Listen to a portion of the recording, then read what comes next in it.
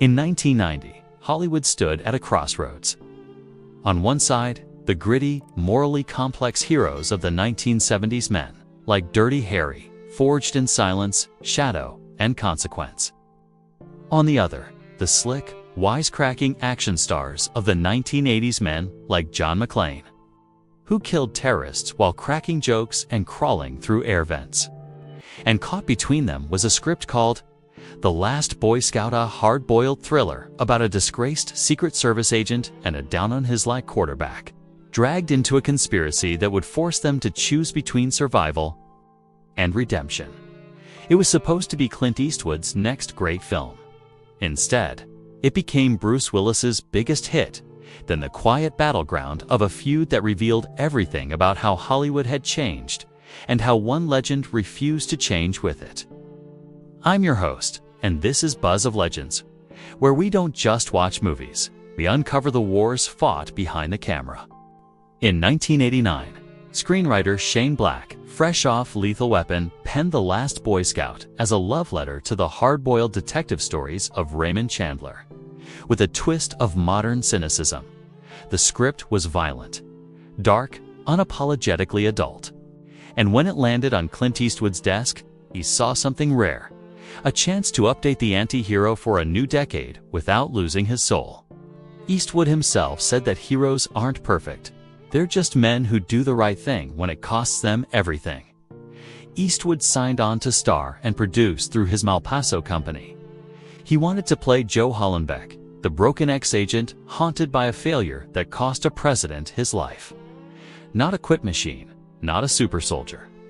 Just a man drowning in regret, forced to fight his way back to decency.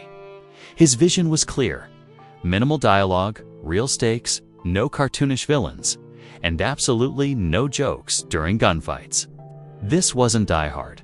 It was Dirty Harry meets Chinatown, a film about consequences, not coolness. But Hollywood in 1990 had a new ruler: the blockbuster.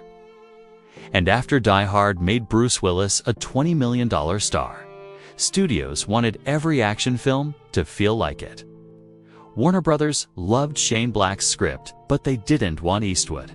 He was 61, seen as old school, not bankable in the new era of quips and explosions. They wanted Bruce Willis younger, hotter, and fresh off Die Hard 2. Eastwood resisted.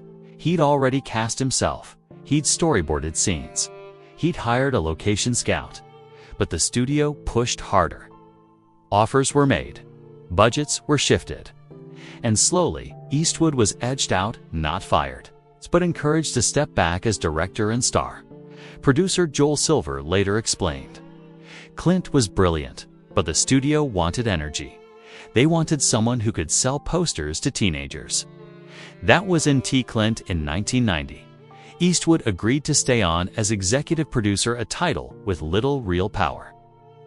But he warned, "If you turn this into a joke, you'll lose the heart." The studio nodded and went straight to work, making it bigger, faster, funnier. What emerged was a film torn in two.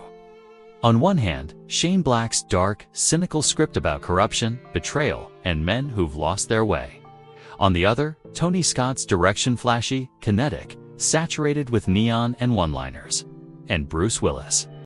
He played Joe Hollenbeck with charisma, physicality, and a smirk, a man you'd want to drink with, not one you'd fear in a back alley. Remember the scene where Willis shoots a guy, then says, "I hate it when they do that." That's the movie in a nutshell. Eastwood watched early cuts in silence. Friends say he was disappointed, not angry. But he made his feelings known in subtle ways. In a 1992 interview, he said, "Some films today confuse noise for drama.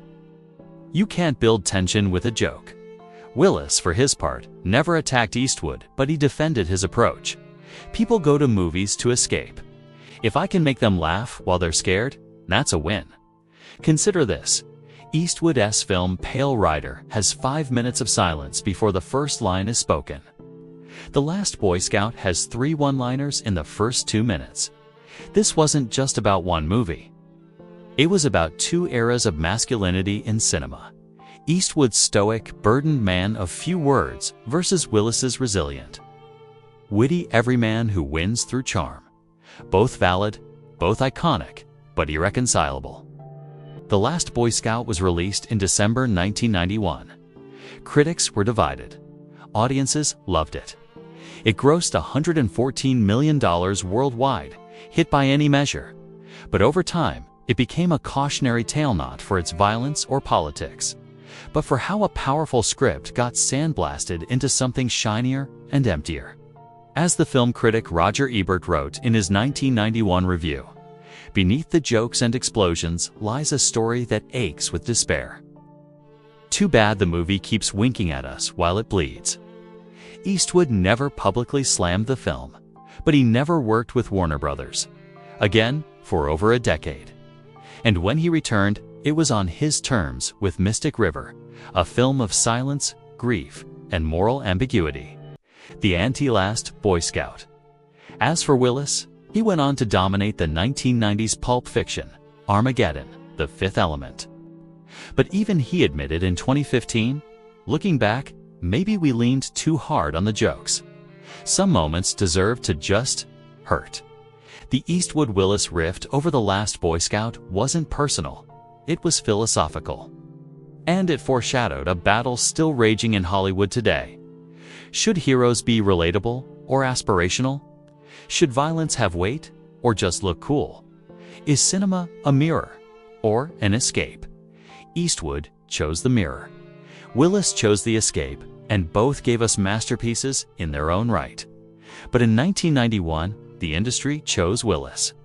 And for a moment, it looked like the stoic hero was gone for good. Yet today, we're seeing a quiet return to Eastwood's vision.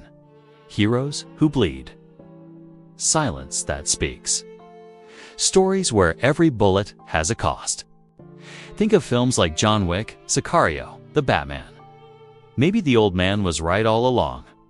Maybe we just needed time to catch up. This deep dive into one of Hollywood's most revealing creative clashes moved you. Please like, subscribe, and hit the bell for more from Buzz of Legends. Next time, Gene Hackman versus Clint Eastwood, the tension behind Unforgiven. Until then, remember, the greatest battles in cinema aren't fought with guns. They're fought over what a hero should be.